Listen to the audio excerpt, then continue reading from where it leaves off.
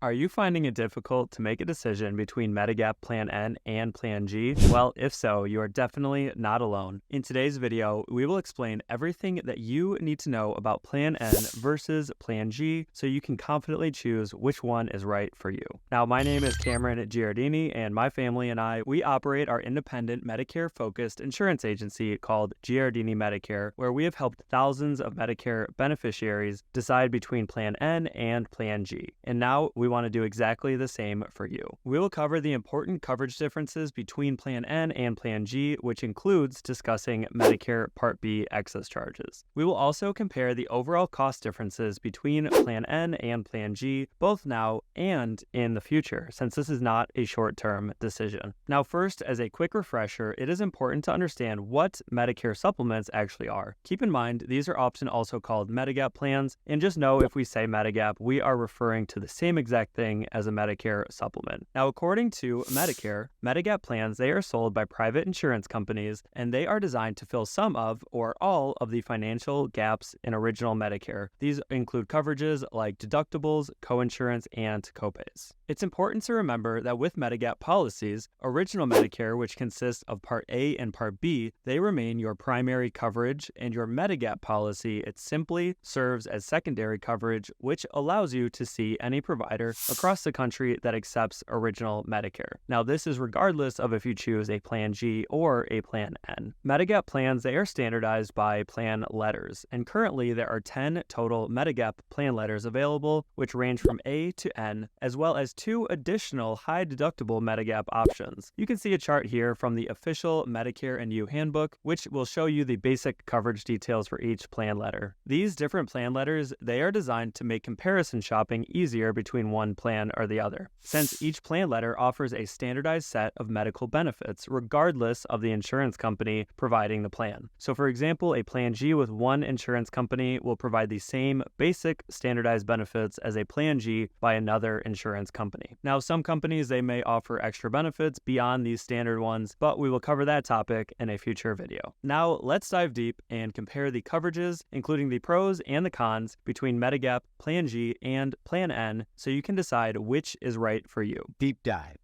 Now, at a glance, these plans, they may appear quite similar, but there are some significant differences that you really should know. First, we will start with the similarity. So both Plan G and Plan N, they have the same yearly deductible, as neither plan option will cover the Medicare Part B deductible, as you can see by the blank space on that chart we talked about. Now, it is important to remember that this deductible, it is not determined by your Medigap insurance company, and instead, it is directly set by Medicare each year, and it will typically change from one year to the next. For 2024, the Part B deductible, it is $240 for the year, and this has increased from $226 for the year in 2023. And just know that this is a calendar deductible, which goes from January through December for each year. This means that with either Plan G or Plan N, you're responsible for 100% of the Medicare approved cost for your care until you have paid the $240 deductible out of your own pocket for 2024. And this is typically for non-preventative services.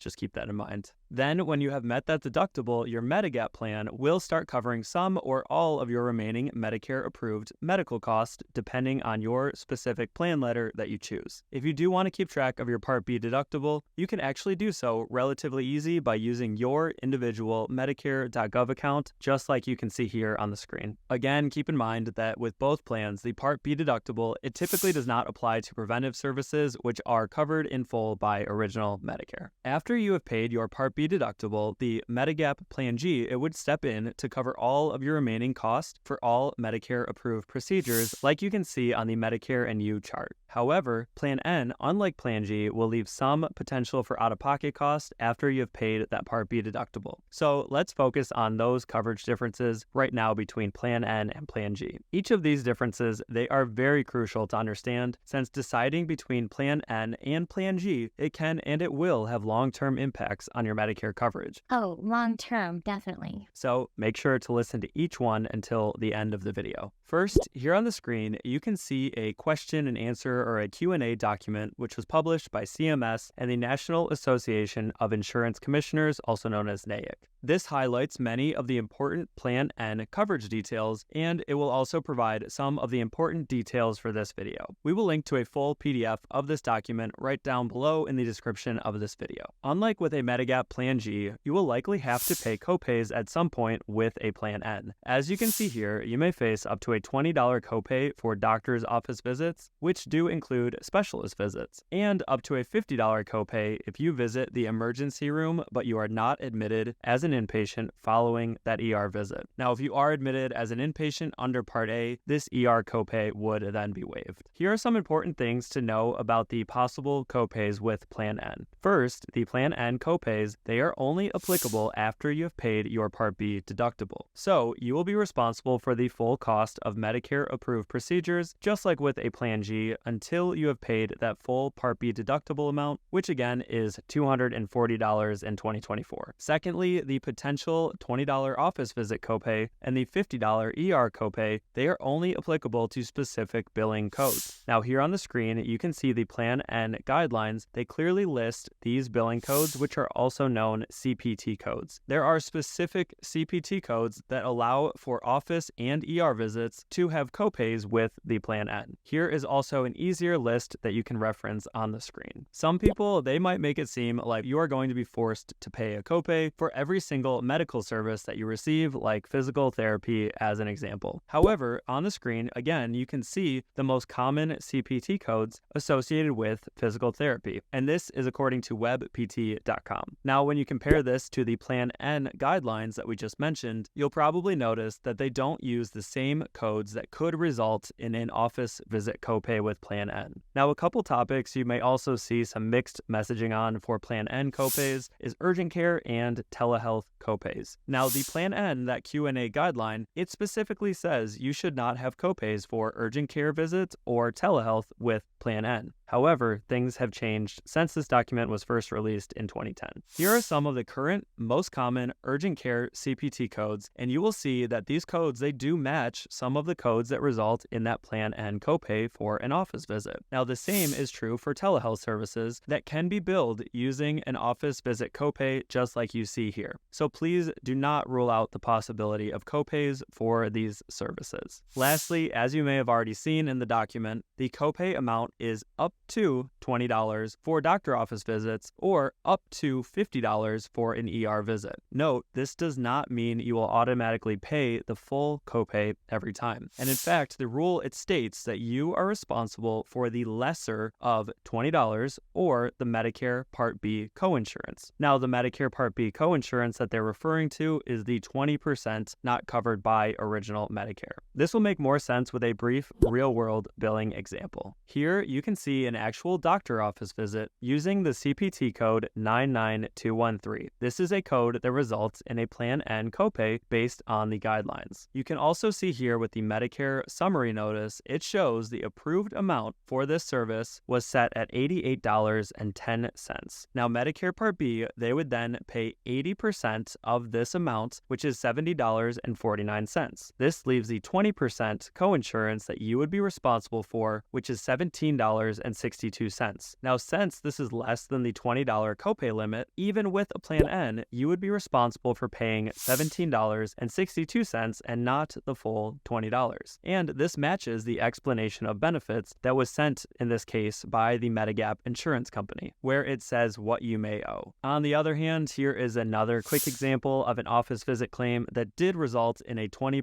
coinsurance amount of $24.88, which resulted in the full $20 copay with a Plan N. So therefore, we do still say to expect the full copay amount every time you go to an office visit with a Plan N, since it is better to be pleasantly surprised with no copay or a smaller copay than $20 versus expecting nothing and then receiving that full bill. Okay, moving on from copays, let's explore the very important concept of Part B excess charges. This is the final pivotal point of difference between the coverage of a Plan G and a Plan N. Now, if you look at the chart, like we mentioned earlier, you will notice that Plan G covers Part B excess charges in full for you, while Plan N does not, which leaves you responsible for them. But what are Part B excess charges, and more importantly, how do they work? First, remember that both Plan G and Plan N, they are Medigap plans. So as we mentioned earlier, both options will allow you to seek treatment at medical providers across the country that accept original Medicare. But many people, they are unaware that there are different types of Medicare contracted providers. It is impossible to compare a Plan G versus a Plan N without understanding the differences between these two main types of Medicare contracted providers. Now, these are participating and non-participating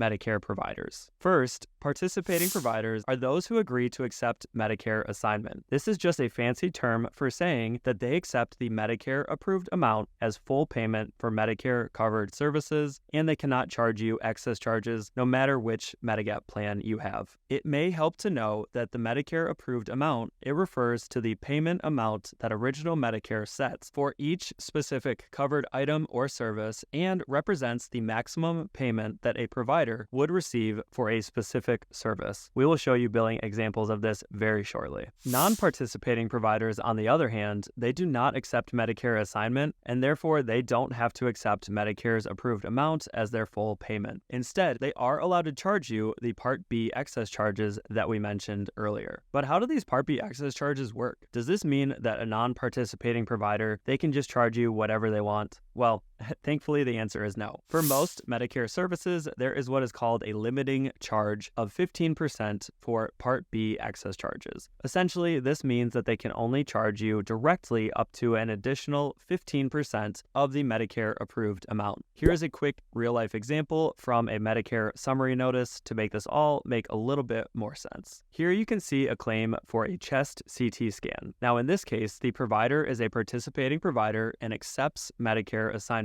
So although the provider charged $191 in full for this procedure, this does not mean that they are going to collect the full $191. Now instead, Medicare, it set the approved amount for this procedure at $53.10. This is the most that this provider will collect for this service. Now in this case, the Part B deductible has already been paid for the year, so Medicare Part B would then pay 80% of the $53.10, which is $41.63, and then you would be responsible for 20%, which is $10.62. This $10.62 in this case would then be paid by your Medigap, Plan G, or Plan N, and regardless of which plan you have, there is no possibility of excess charges in this case because the provider is a participating provider. Now on the other hand, what if this procedure was done hypothetically at a non-participating provider? Well, in this case, they could still charge the $191, but the Medicare approved amount, it will still be lower than that amount. However, when it comes to a non-participating provider, Medicare does reduce the Medicare approved amount by 5%. So instead of the approved amount being $53.10, it would actually be lowered by 5% to $50.45. Then, assuming your Part B deductible is met, like in the previous example, Medicare Part B would pay 80% of this claim, which would be $40.36. And then you would be responsible for 20%, or $10.09, plus Part B excess charges, which in this case could be 15% of the $50.45, which is that reduced Medicare approved amount. This could result in an excess charge of $7.57, which is then added to the $10.09. This brings the total of the remaining cost up to $17.66. Now, in this example, if you're enrolled in a Plan G, your Plan G would simply pay both the $10.09 for the 20% coinsurance and the $7.57 for the 15% excess charges, leaving you with no out-of-pocket costs that you're responsible for. Now, Plan N, on the other hand, it would only pay the $10.09, but not the $7.57 that are excess charges, leaving you on the hook for that bill for $7.57, since again, the Plan N does not cover excess charges. Now, you may be thinking, or you may have heard others use scare tactics to say, well, if you have serious health issues like cancer and you need $1 million worth of treatment from a non-participating provider, that you are going to be on the hook for 15% of $1 million,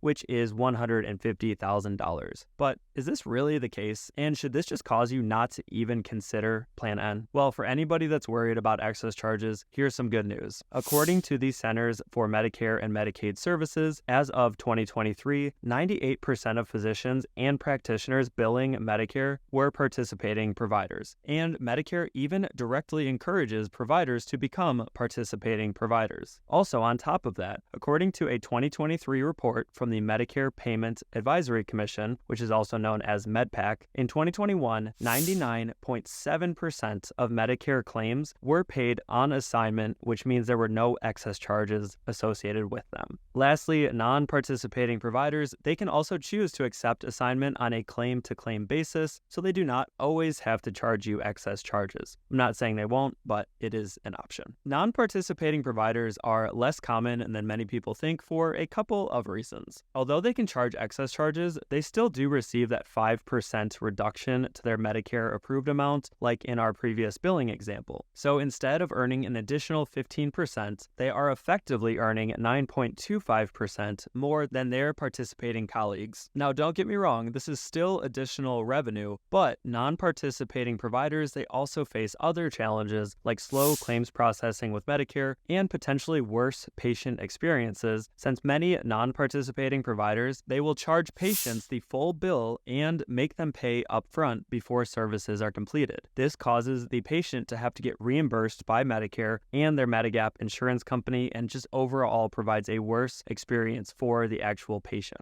Now, you should know that some specialists, they may be more likely to charge excess charges. For instance, psychiatrists and podiatrists, they have a higher likelihood of being non-participating providers and a higher likelihood, therefore, of charging excess charges. And in fact, over the past several years of having a few thousand clients enrolled in Medigap coverage, we have only had one client charge excess charges, which of course was for visits to a psychiatrist. And you can see an example of these real-world claims from this provider on the screen. It is also possible to search for non-participating providers that may charge excess charges ahead of time. Now, you can do this by using Medicare.gov and their Find a Provider tool. Chances are, if you use this, you will likely find that your current providers, they are already participating providers with Medicare, and therefore they don't charge excess charges. Last but not least, Medicare Part B excess charges, they are not allowed in all states. The following states have a Medicare overcharge measure in place, making excess charges not allowed in these states. Although technically, New York providers, they can still charge excess charges, but they can only do 5% above the Medicare approved amount instead of that usual 15%, so it really doesn't make financial sense to do so.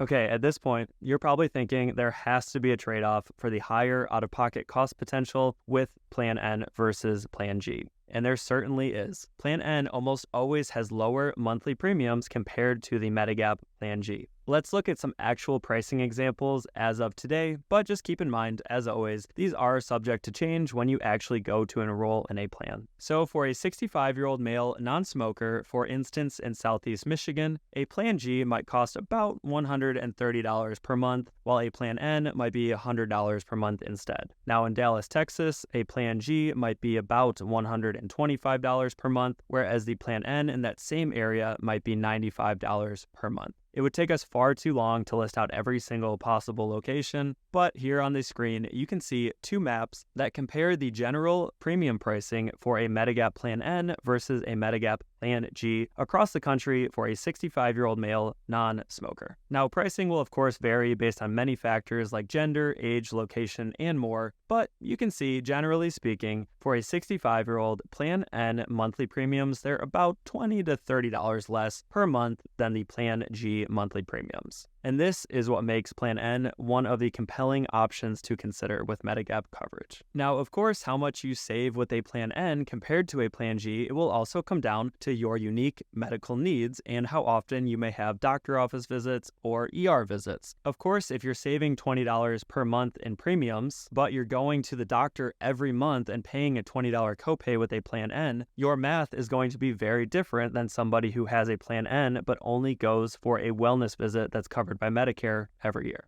However, something far more important than the initial premium savings between Plan N and Plan G are the long-term savings that Plan N can provide due to the potential of lower yearly premium increases compared to a Plan G. Now, this has become increasingly important in recent years since often we see that although people love their Medigap plans, they are often forced to eventually change to Medicare Advantage plans once their Medigap premiums become unaffordable over time. So minimizing your potential premium increases, it is crucial for finding and keeping Medigap coverage that you want for the future. We will show you some examples of what we are referring to shortly, but first, it's important to remember that while you can enroll in a Medigap Plan N or Plan G without restrictions during your Medigap open enrollment period, which again is the first 6 months you are both 65 or older and enrolled in Part B for the first time, outside of this period, in most states and in most circumstances, you will have to answer medical questions and go through what is known as health underwriting to change from a Plan G to a Plan N or vice versa.